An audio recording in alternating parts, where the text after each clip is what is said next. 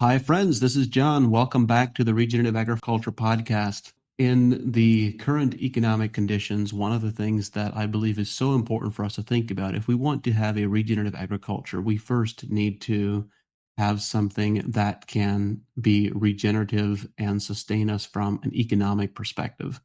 Because without healthy foundational economics, then all of the rest is just a wishful daydream.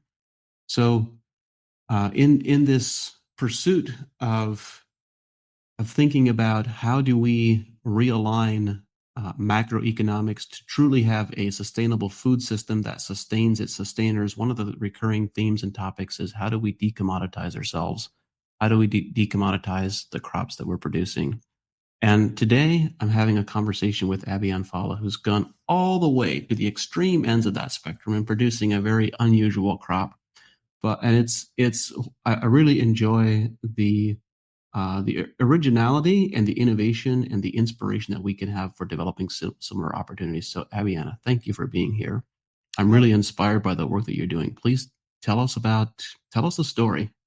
Sure. Well, John, thank you so much for having me. And it is an honor to be here. And I'm so grateful for all that you do in highlighting kind of alternative and restorative modalities and in the way that we relate to the soil, but also in the way that it fits into the bigger community and economic impact. And so thank you for all you do for that. Yeah, so I am Abianne and I am the founder of CatSpring Yaupon. What is Yaupon is often the follow-up question.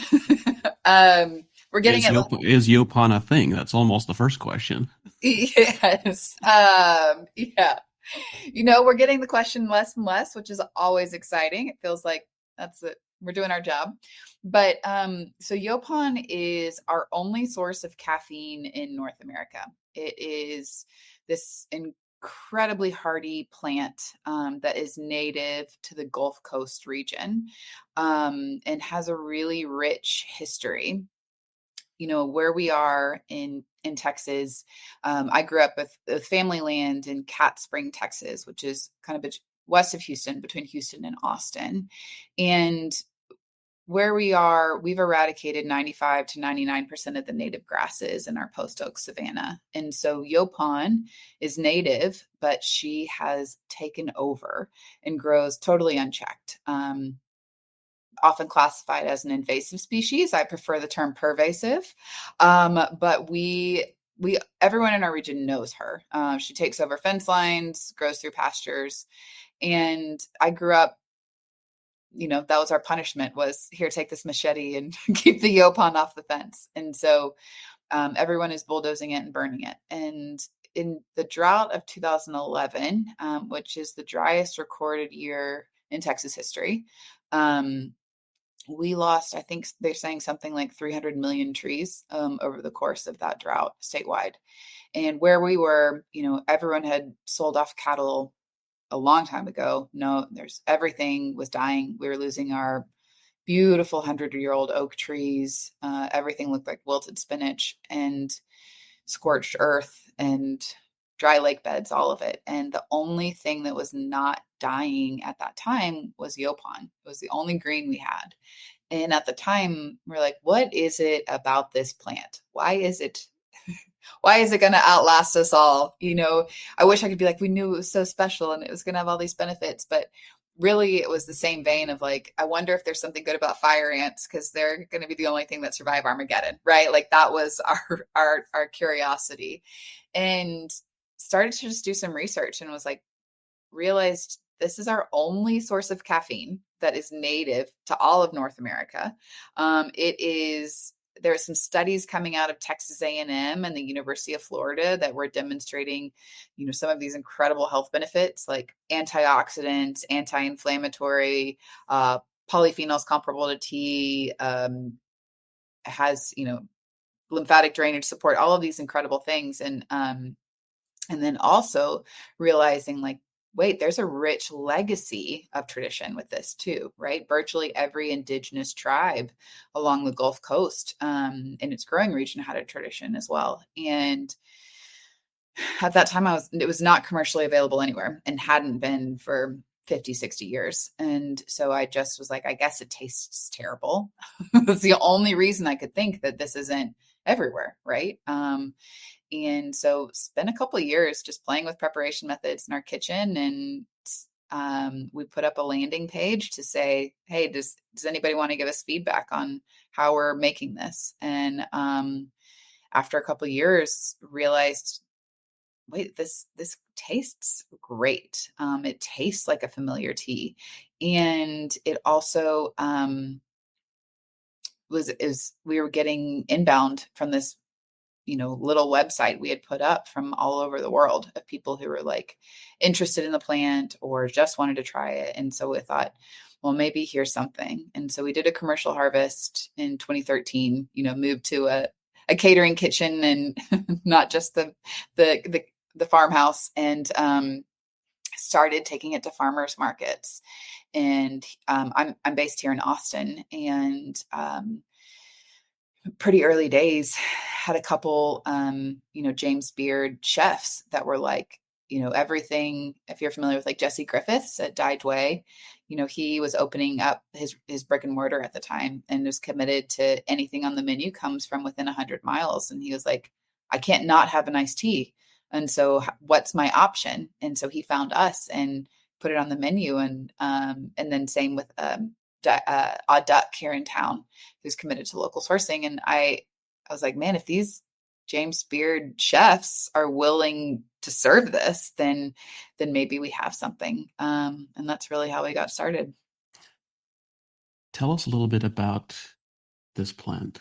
What does she look like? What is her energy? What's the stature? Are we talking a bush, a tree?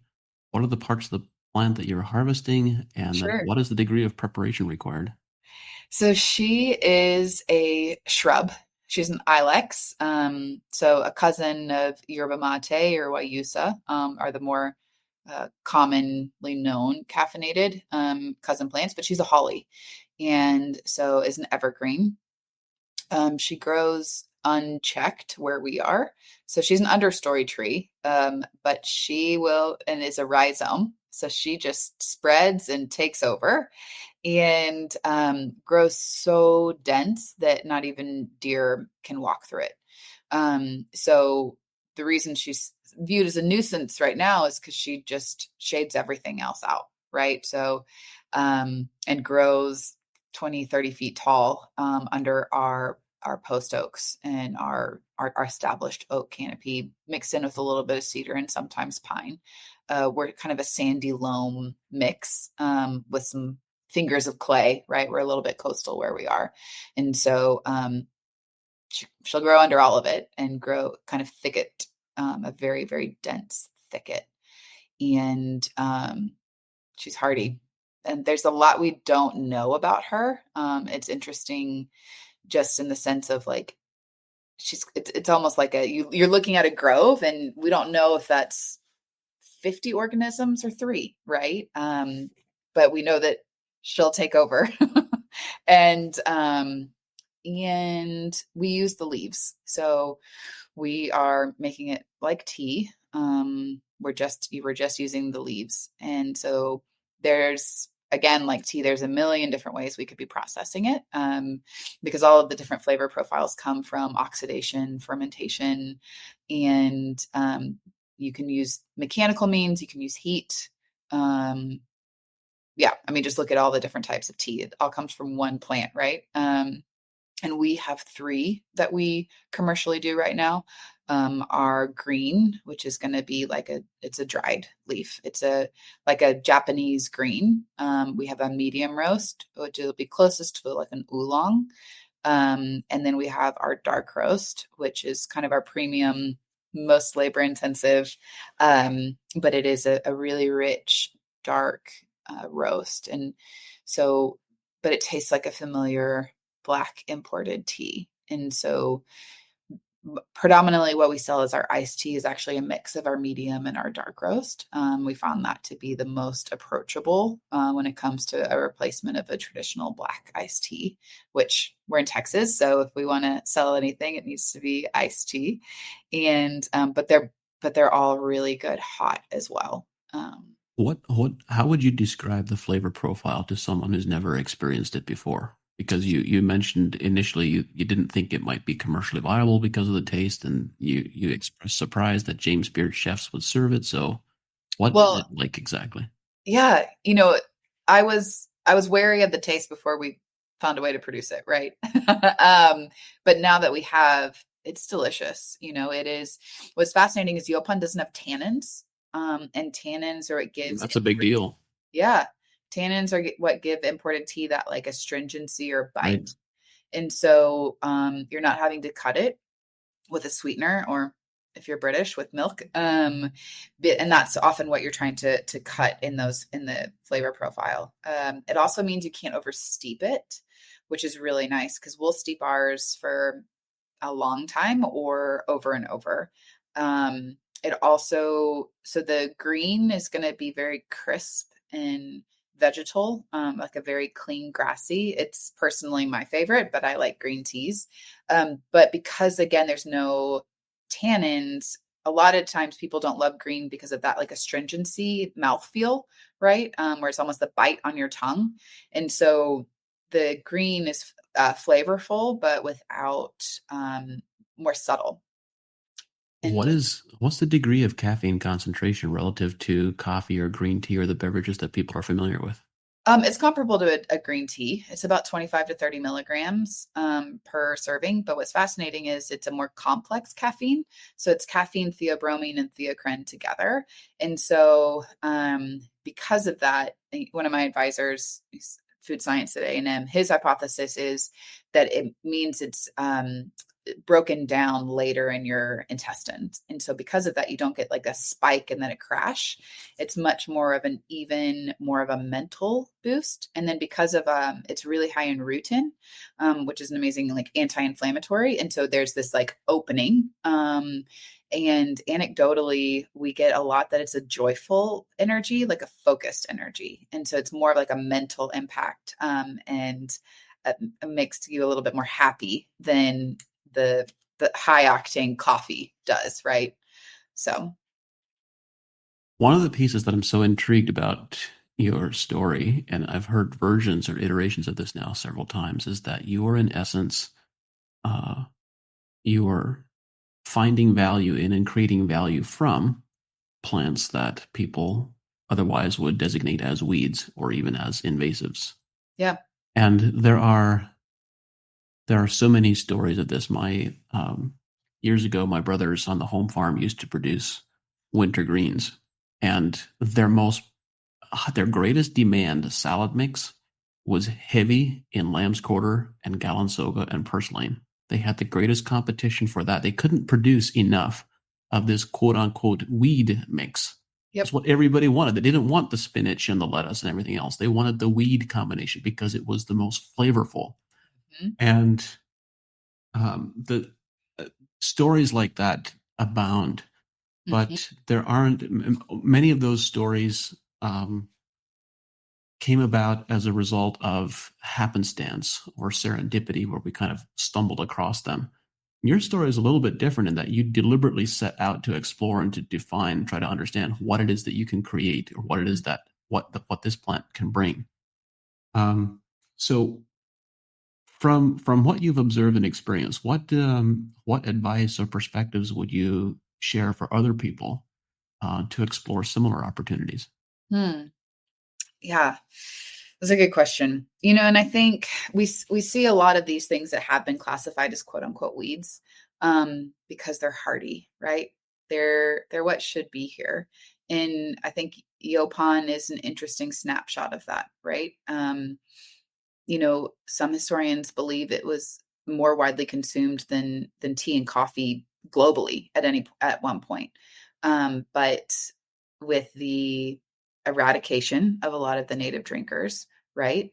And the elimination of all of these people that had a deep tradition with it, and then the forced relocation. I'm a citizen of the Chickasaw Nation, and we had a tradition with it back in Mississippi. It doesn't grow on the res in Oklahoma, and certainly not in the state that it did in Mississippi. And so we've lost the legacy. And a lot of the Trail of Tears is the growing region of Yaupon, right? And so I think it's not just, that's just one plant that we've lost our tradition with.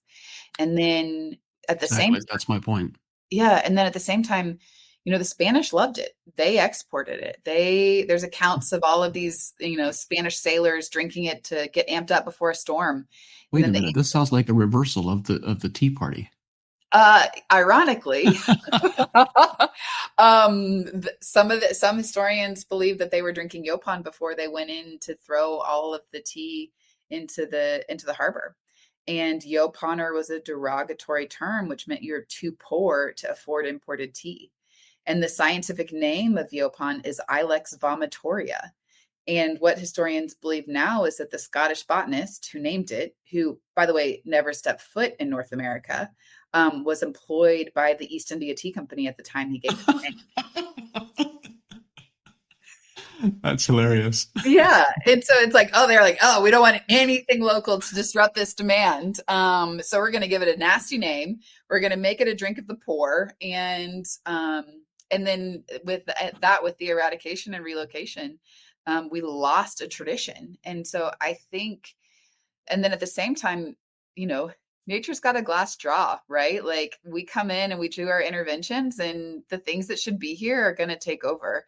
And Yaupon is an example of that. And the reason that she grows unchecked is because we got rid of what kept her in balance with the native grasses, with their super robust, deep root systems of 30 to 50 feet.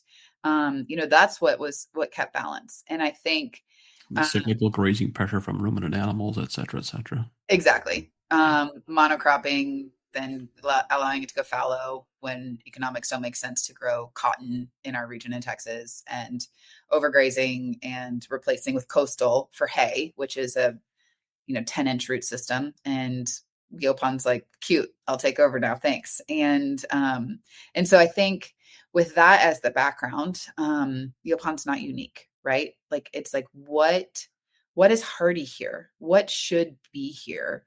And I believe strongly, like I'm a steward of this plant, and she's a catalyst for restoration. She's a catalyst for restoration in our land, in our community, in our bodies, and I think therefore in our industry.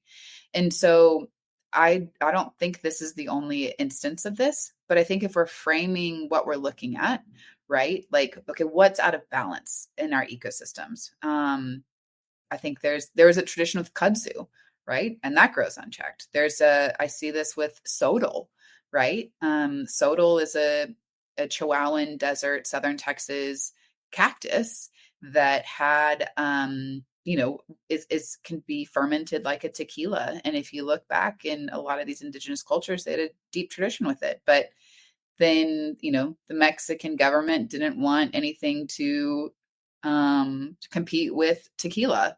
So they made it illegal. And it was mainly a drink of the marginalized in the Chihuahuan desert, and they couldn't afford lobbying. And so now sodal grows unchecked and is taken over. And so I think, and the same with prickly pear, right? It wasn't as aggressively a government intervention, but it's a side effect, right? And there's a lot you can be doing with prickly pear, anything from a beverage to, there's opportunity for fermenting it as a biodiesel, right? And so I think that is, I think there's an element of what's been on the grocery shelf is what is food, and that's what we know how to make and how to cook, and so therefore that's what we've farmed. But that isn't what is the best for the land, and it isn't what is best for our bodies. There are all of these different opportunities. Another historical example that comes to mind is some of the highest quality corn silage that I ever observed from an animal performance and from a testing perspective was a very weedy field of corn where the plant population of lamb's quarter exceeded the plant population of corn, but this lamb's quarter has a 23% protein content. And so we had corn silage that was extremely high in protein.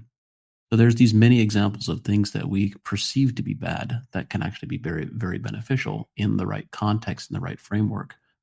So the question that I would have for you is, when growers see a plant, or they have a plant that they are struggling with, trying to compete with, what are the pathways for learning about what these plants can bring? If there isn't a strong historical connection, as you have with indigenous knowledge, what are the pathways for learning how to develop so-called weeds into potential economically viable opportunities?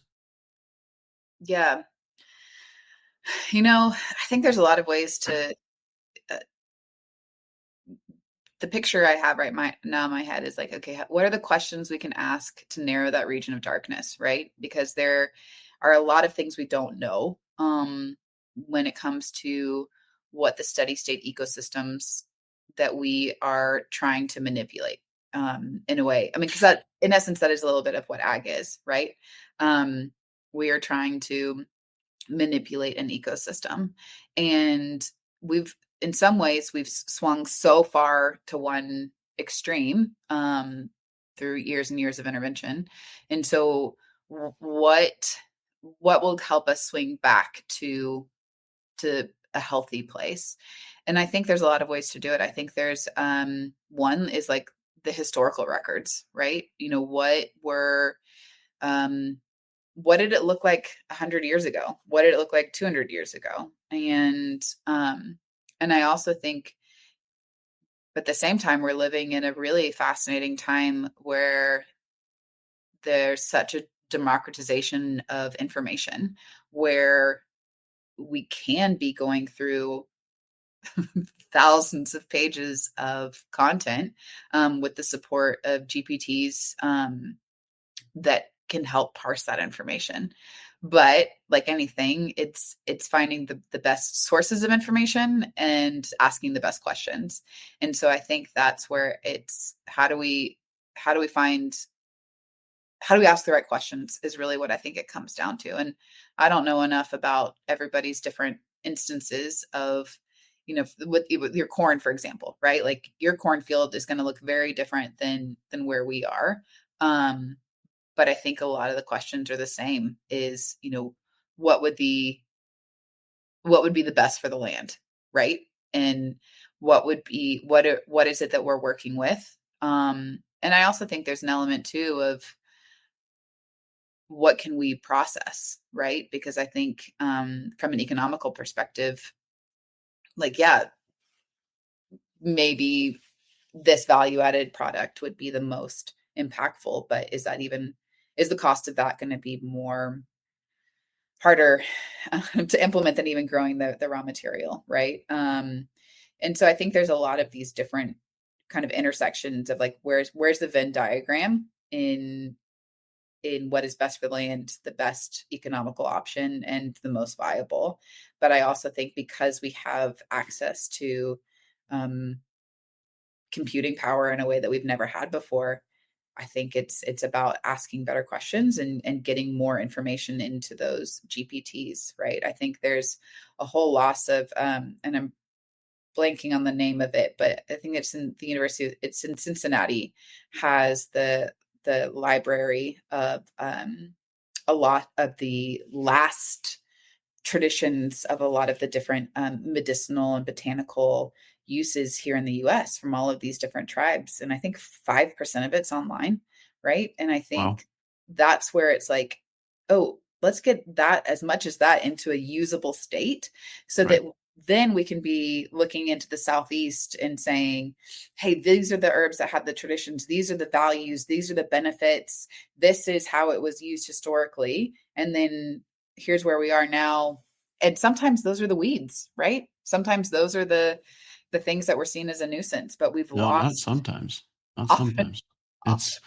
It's it's interesting when you describe the resilience that Yaupon has from Mhm. this extreme drought stress environment. Is that degree of resilience, that degree of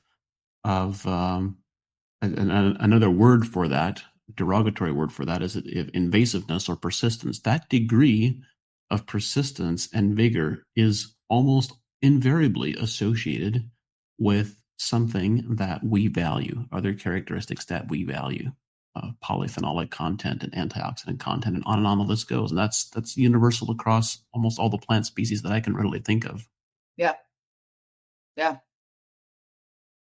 So, and to echo the other point, one additional point that you were making, we've developed a field arc and put field arc out into the world. And one of the things that, like you, I'm so inspired by the potential value, the possibility, the promise of these large language models is the ability to democratize information and make it readily accessible, where previously, if you wanted to research something, you might have to visit a dozen libraries and read 100 books to get the answer to the question you were looking for. And Right. as that increasingly becomes digitized and becomes readily accessible, it streamlines accessing that information to such a remarkable degree.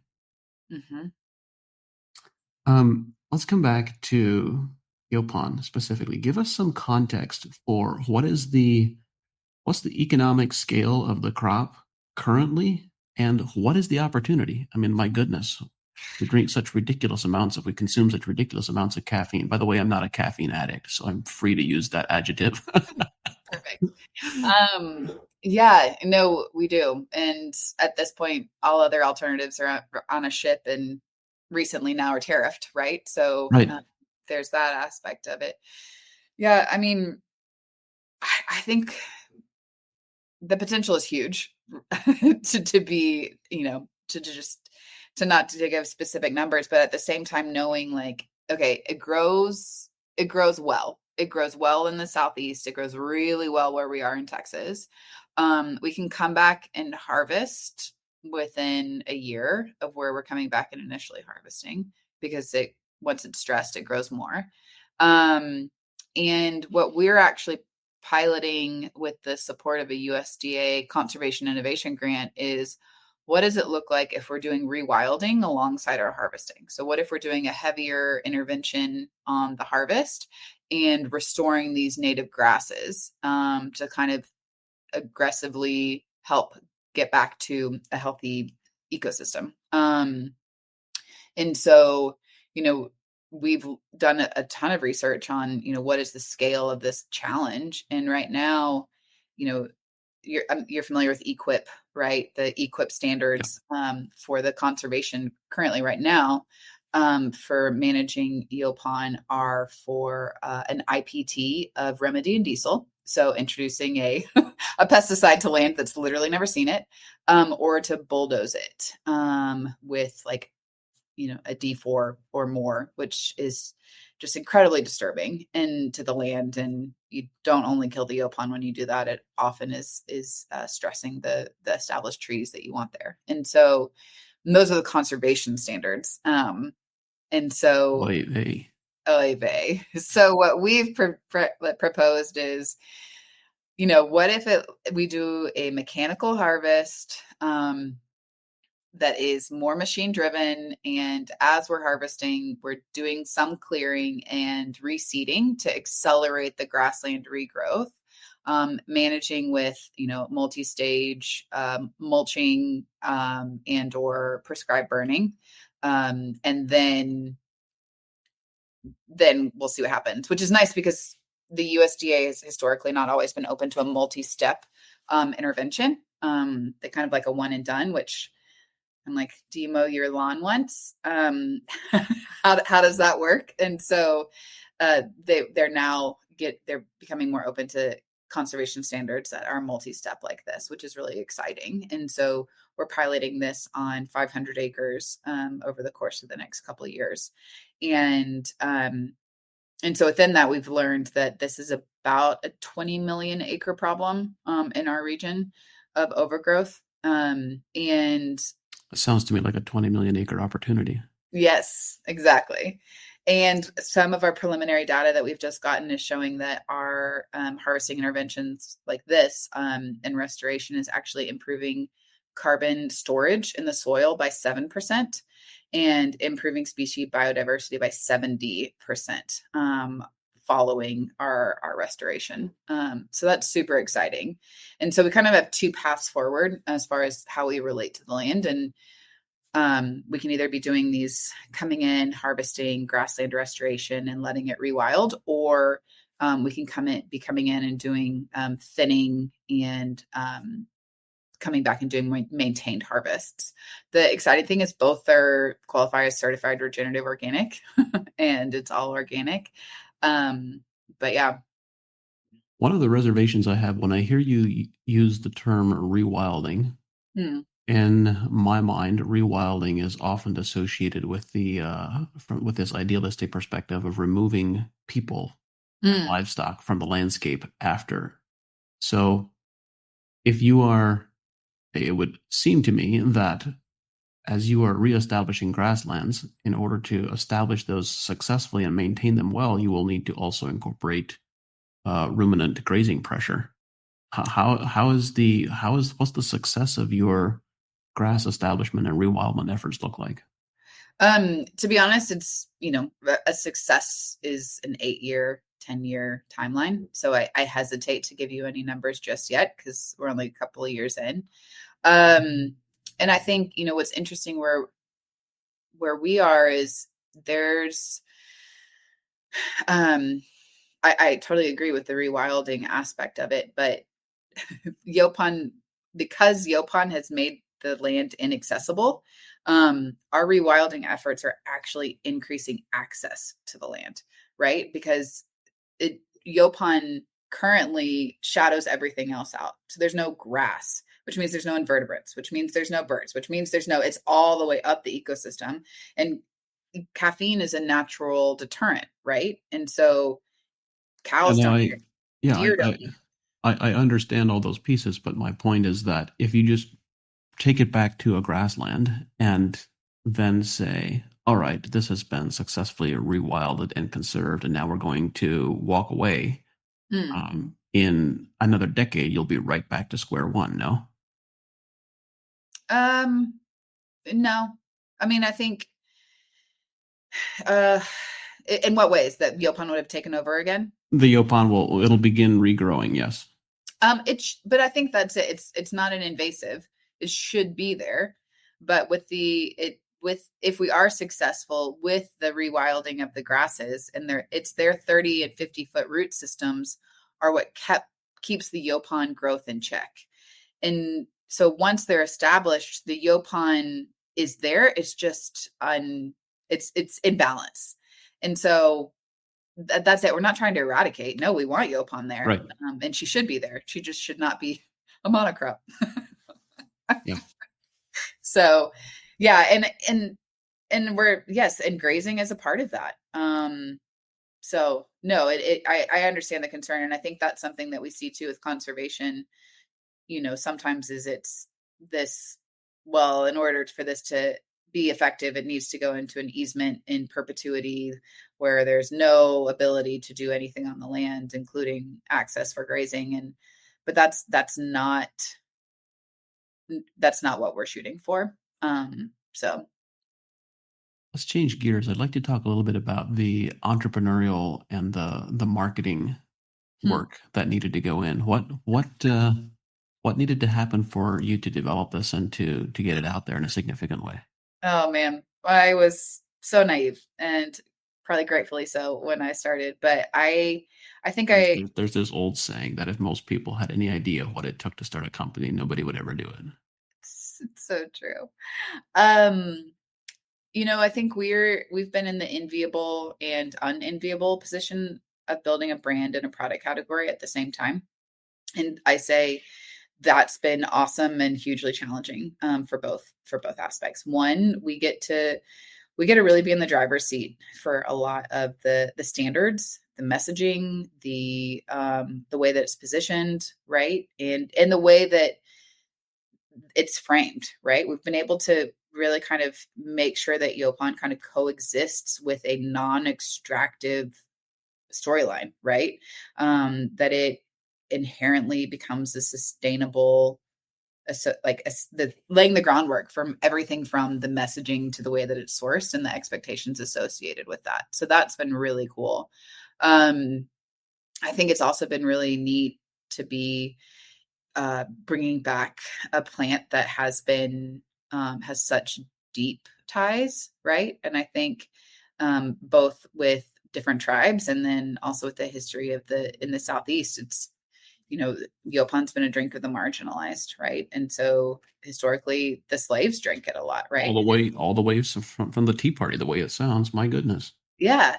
And so, and I think because there's a lot of complexity within that is like how do we talk about a plant without there being cultural appropriation and also an element of restoration with these traditions. And so I think being in the driver's seat again has been a gift to be able to have the time and the intentionality in how we talk about it. And how we learn, and like how am I talking to the different tribes and who are we working with, and so that's been really cool. The downsides are no one knows what the plan is when we get started. And so we've been we've been very multi-channel, right? We are bulk and ingredient sales, we are food service, we are our own branded product on the shelf and on e-commerce. And so um because what do they say, a consumer needs to see something 13 times before they remember it, and we're not in a position to afford 13 brand exposures all ourselves. And so by being able to shoulder that with other brands that are wanting to incorporate Yaupon um, into their product is awesome, and on their menus, right? And I think the flip side of that is this brand building and venture has been able to be incredibly collaborative, right? Because I don't really have any competitors in the sense that everyone is somebody we can potentially work with, including other Yaupon brands, right? And so we get to supply to other tea companies, kombucha brewers, energy drinks, energy bars, cosmetics, kind of this whole gamut of opportunity. And so I think that's actually made this really fun. Because you can be best in the world at one, maybe two things, right? And we're going to be best in the world at harvesting Yaupon and producing an amazing product. And then we can work with other brands who want to create a great bottled tea, a great energy drink, a great you name it.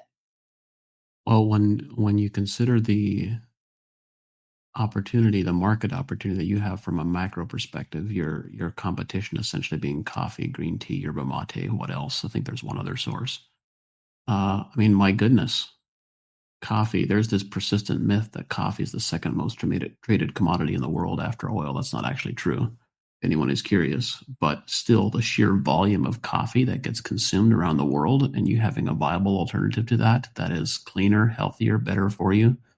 I mean, look, the reality is coffee production is being challenged by changing climates in many parts of the world. And there is a need to develop alternatives that are healthier, better for you. And also, when you look at coffee production and the intensive use of pesticides, fertilizers, et cetera, that is so common, that doesn't need to be. It wasn't historically, but it is today. Having an alternative that doesn't have all those exposures and all those hidden externalities is quite appealing. Completely. And I think one of the things that makes Yaupon pretty interesting is, studies have shown that for a cup of coffee, like 38 gallons of water have gone into the cultivation of it. And whereas because we're wild harvesting and we don't use water anywhere in our processing, it's a cup of water is what's used to make a cup of Yaupon, right? Because we're not having to irrigate, we're not having to use it in our processing. And so while there is water that's being used, it's incredibly drought resistant. And we're not, it's rainwater. Yeah. Yeah. And I wonder if I was about to ask that question is how much of the water that's used for coffee production is blue water? I think it Right. depends on where it is. Yeah. This has been a fascinating conversation. What have we missed talking about that's important? Oh man. I'm sure I'll get off the call and remember all of the things I was supposed to say. No, I mean, I think hopefully we're just getting started. I think it's been incredible to be a part of this and to be a steward of this amazing plant. I think what gets me super excited is this is just one example, right? Like Exactly. we've touched on so many, and I think the time is right. I think um, because of COVID and now tariffs, people are inherently aware of their sourcing in a way that even if they aren't motivated from a healthy, like from a health lens, um, they're like, oh, well, so much of my food is stuck in customs or pricing or all of those things, and so I think we are in a time where people are aware of sourcing in a way that we haven't been historically, not since we've gone so globally versus local. And I think and then at the same time, so many of the challenges that were associated with bringing a single or like a single ingredient or a diversified ingredient to market away from moving from like commodity ag is getting easier, right? Because of access to information, because of access to research, right? Like there's it's an exciting time where I think bringing these newer products to market, the education, right, the access to consumers, while it's loud, it's available, right? And I think consumers are looking for authenticity, and the more we can go back to, hey, this is where this is grown and this is how it's made, even if it's a word you've never heard before, um, is interesting, and people are looking for that. It's not. I think there's and even in consumer packaged goods, right? They're looking for innovation is in the source and in the ingredient, and I think it's in the rise of regenerative organic, right? That inherently means people care more about the source, right? Whereas innovation for the last decade in CPG before previously has been in packaging and in branding, right? And that's not where we are right now. And so I think there's a lot that is becoming tailwinds for producers. And yeah, I'm excited. It's an exciting time, and every time we're approaching what has been described as the fourth turning. We're approaching a massive socioeconomic shifts from many different perspectives and dimensions. And it's in every time, in every moment in history when we have significant turbulence, macroeconomic turbulence, or the turbulent political turbulence. Um, Turbulence creates many challenges, and it also is a time of unprecedented opportunity. It's just, Completely. are we mentally prepared to take advantage of those opportunities and to lean into those? So Yeah. And I think, my charge would be for anybody that's looking is take a walk, like look around you, see what is fighting to be there and start there. I think that's something that we can often, and I know this is speaking out of this other side of my mouth. I would just touting the opportunity with these GBTs and the access to technology, but I think there's an importance of returning to where you are in your land, right? The only reason we got started is because we were curious about why is this the only thing on our land that's not dying, and listening to what was looking out our window, walking our trails, like really questioning what was around us. And I think it's those two things that are hand in hand. I mean, like anything, you can swing to the extreme, but I think it's the balance and the incorporation of being quiet and listening, and being aware of your surroundings, and also asking the questions, and being a little bit of a dog with a bone, and finding out how to make it where it goes, what does it fit. So well, Abianne, thank you. Thank you for being here, and thank you for sharing your work, for all the work that you're doing. And I wish you the best of success. And at some point soon, I would love for Yaupon to replace coffee as the primary source of caffeine in North America. that'd be amazing. We'll be here when that happens, right? Thank you. The team at AEA and I are dedicated to bringing this show to you because we believe that knowledge and information is the foundation of successful regenerative systems. At AEA, we believe that growing better quality food and making more money from your crops is possible. And since 2006, we've worked with leading professional growers to help them do just that. At AEA, we don't guess, we test, we analyze, and we provide recommendations based on scientific data, knowledge, and experience. We've developed products that are uniquely positioned to help growers make more money with regenerative agriculture. If you are a professional grower who believes in testing instead of guessing, someone who believes in a better, more regenerative way to grow, visit advancingecoag.com and contact us to see if AEA is right for you. Thank you for listening, and we look forward to working with you.